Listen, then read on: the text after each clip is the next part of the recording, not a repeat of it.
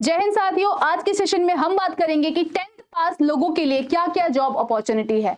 तो आज हो मेरे साथ, सबसे पहले हम डिस्कस करेंगे सेंटर की वैकेंसी। ठीक है, तो इसकी एजुकेशन क्वालिफिकेशन क्या है कि आपने 10वीं कर रखी हो। ठीक है, आज हो मेरे साथ। सबसे पहले हम बात करते हैं एसएससी की तरफ से निकलने वाली इस वैकेंसी के बारे में। आप सभी को मालूम है कि ये सारी वैकेंसीज जिसके बारे में मैं डिस्कस करने वाली हूँ, ये सभी के सभी सेंटर की वैकेंसी है, यानी सेंटर की तरफ से निकलने वाले वैकेंसीज के बारे में हम डिस्कस करेंगे। ठीक है, तो सबसे पहले हम बात करते हैं एसएससी यानी स्टाफ सर्विस कमीशन की तरफ से निकलने वाले इस वैकेंसीज के बारे में।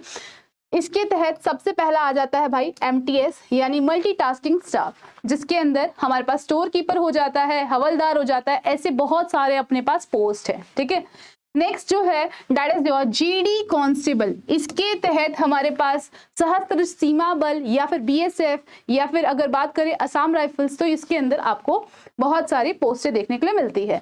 चलिए, इसके बाद बात करते हैं रेलवे की तरफ से, यानी रेलवे विभाग की तरफ से अगली वैकेंसी। अगर आपने 10वीं पार कर रखा है तो ग्रुप डी का पेपर के लिए आप लोग एलिजिबल हैं। ठीक है, जिसके तहत हमारे पास क्या आ जाता है, एक रेलवे पुलिस फोर्स भी आ जाता है कि रेलवे प्रोटेक्शन फोर्स में अपने पास कांस्टेबल की जो भर्ती है वो 10वीं के आधार पर की जाती है।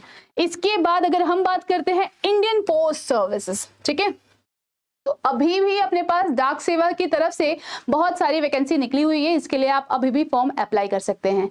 एमटीएस की वैकेंसी इधर आने वाली है, जीडी की भी वैकेंसी निकलने वाली है। ठीक है, उसके बाद देख लो ध्यान से, तो अपने पास इंडियन पोस्ट में हमारे पास क्या आ जाएगा भाई, ग्रामीण डाक सेवा के तहत बहुत सारी भाई वैकेंसीज हैं जो कि सिर्फ और सिर्फ 10th पास बच्चे भी अप्लाई कर सकते हैं। चलिए, इसके बाद बात करते हैं डिफेंस फोर्सेस। सभी का मन करता है कि देश के लिए कुछ काम आए, तो देख लो हमारे पास सेना की भर्ती भी आती है 10वीं के आधार पर, जिसमें हमारे पास अग्निवीर हो गया। ठीक है, अग्निवीर इंडियन आर्मी में हो गया, नेवी में हो गया, या फिर अगर आप बात करते हैं जीडी है ना, जनरल ड्यूटी वाले सारे लोग, तो इन सभी के लिए जो एजुकेशन क्वालिफिकेशन मांगी गई है वो मात्र 10th पास मांगता है। ठीक है, अगर आप किसी भी एक पर्टिकुलर के बारे में इंटरेस्टेड हैं तो आप मुझे कमेंट करके बता सकते हैं कि इस साल आप अपना कौन सा सपना पूरा करने वाले हैं।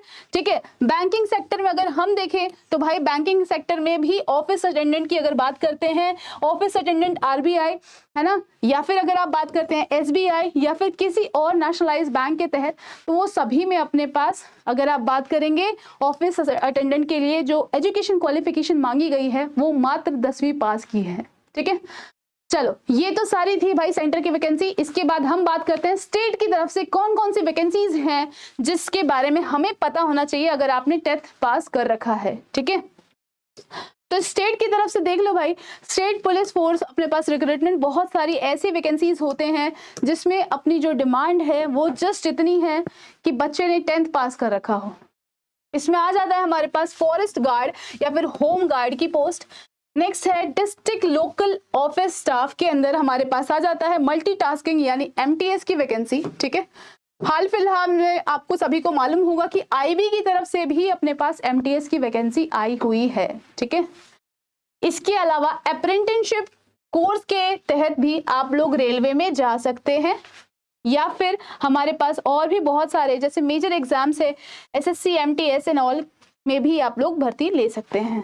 चलिए, इसके बाद आ जाओ तो हमारे पास अब क्या है, ये बेसिकली एमटीएस के लिए है कि एमटीएस के लिए अपने पास और क्या कुछ चाहिए। ठीक है, एज सीमा की बात कर लेते हैं। आयु सीमा जो है आमतौर पे वो रहती है 18 से लेके 25 वर्ष, लेकिन अगर आप किसी कैटेगरी से बिलोंग करते हैं, यानी अगर आप SC ST कैटेगरी के हैं या फिर ओबीसी कैटेगरी के हैं, तो आपको यहाँ पे मिल जाएगा भाई एज रिलैक्सेशन। और एज रिलैक्सेशन कितना, 18 से लेके 27 साल। ठीक है, एमटीएस की जो अपने पास वैकेंसी आती है हर साल आती है और इस साल भी आने वाली है। ठीक है, तो तैयारी कर लो, भलाई हमारी इसी में है। इसके बाद ही एज रिलैक्सेशन और ये बाकी सारा कुछ हमारे काम आएगा, अदरवाइज नहीं आएगा। चलो अब सिलेक्शन प्रोसेस की बात कर लेती हूँ। तो हमारे पास सिर्फ और सिर्फ आपको एक ही सीबीटी देना होता है। ठीक है, कंप्यूटर बेस्ड टेस्ट देना होगा और इसके बाद आपका चयन हो जाएगा। लेकिन अगर आप बात करते हैं जैसे हवलदार की पोस्ट की बात करते हैं, तो यहाँ पे आपका मेडिकल और फिजिकल भी होता है। ठीक है, आई होप आप सबको ये सारी जानकारी बहुत ही अच्छी लगी होगी। आप मुझे कमेंट सेक्शन में ज़रूर बताएंगे कि आप कौन से पोस्ट में इंटरेस्टेड हैं और उसके अकॉर्डिंगली अगर आपको कोई डाउट है या फिर अगर आप चाहते हैं कि ऐसे ही और वीडियो बने तो आप मुझे कमेंट सेक्शन में बता सकते हैं। चलो इसके बाद हम बात करते हैं तैयारी कैसे करें, क्योंकि तैयारी बहुत ही ज़्यादा मायने रखती है ना। तो तैयारी के लिए आप क्या कर सकते हैं, चलो आ जाओ बताते हैं।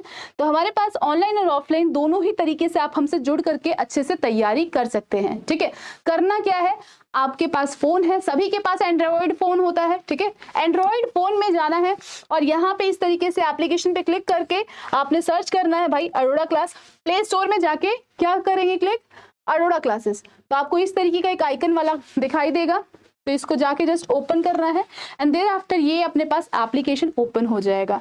इसके बाद अपना कोर्स सर्च कर लेना कि अगर आप तैयारी कर रहे हैं अपने पास एसएससी जीडी की या फिर अगर आप तैयारी कर रहे हैं एमटीएस की, तो ऐसे जाके क्लिक करना। ठीक है, फिर आप बैच में एनरोल कर सकते हैं। अब क्या होगा कि इस तरीके से आप स्क्रॉल करेंगे पूरा, लास्ट में आपको यहाँ पे दिखाई देगा have a coupon code here. ठीक है, फिर आपने यहाँ पे कोड अप्लाई करना है AC293 और आपको एक ऐसा बैच मिल जाएगा जिससे आपका सिलेक्शन पक्का हो जाएगा। और ये बैच की बच्चों प्राइस रहती है आफ्टर डिस्काउंट जस्ट 999। ठीक है, आजकल तो लोग 1000 के सूट बूट पहन के घूम रहे हैं, लेकिन महंगे सूट बूट पहन के घूमने से कोई फायदा नहीं है जब तक हमारी नौकरी नहीं लग जाती। तो आई होप आप सबको ये जानकारी बहुत ही अच्छी लगी होगी। हमारा ये जो बैच है एसएससी जीडी का ऑनलाइन और ऑफलाइन दोनों ही मोड में है। ठीक है, अधिक जानकारी के लिए आप इस नंबर पे कॉल करके भी पूछ सकते हैं। ऑफलाइन क्लासेस भी लगती हैं बालकों। ठीक है, ऑफलाइन क्लासेस में आने के लिए आपको करना क्या है, आपने ये एड्रेस आपको दिखाई दे रहा है भटिंडा, उसके अंदर स्ट्रीट नंबर 13 अजीत रोड आपने आना है और यहाँ पे ऑफलाइन भी तैयारी करवाई जाती है। ठीक है, उसके लिए आपको एक और चीज ध्यान में रखना है, क्या चीज कि आने से पहले आप एक बार रजिस्ट्रेशन जरूर करवा लें। रजिस्ट्रेशन के लिए आप कॉल कीजिए और उसके बाद आपको ये जो बैच मिल जाएगा वो अच्छे खासे डिस्काउंट पे मिल जाएगा। वैलिडिटी कब तक रहती है, तो पूरे 6 महीने का अपने पास ये बैच रहता है जिसके अंदर आपका बेसिक बहुत ही अच्छे से बिल्डअप किया जाता है। ठीक है, अच्छा एक और बात ध्यान देना है कि इस बैच की जो खास बात है वो ये है कि आपको इस बैच के बाद अलग से टेस्ट बैच लगाने की जरूरत नहीं पड़ेगी। ठीक है, सो आज के लिए इतना ही। जय हिंद दोस्तों।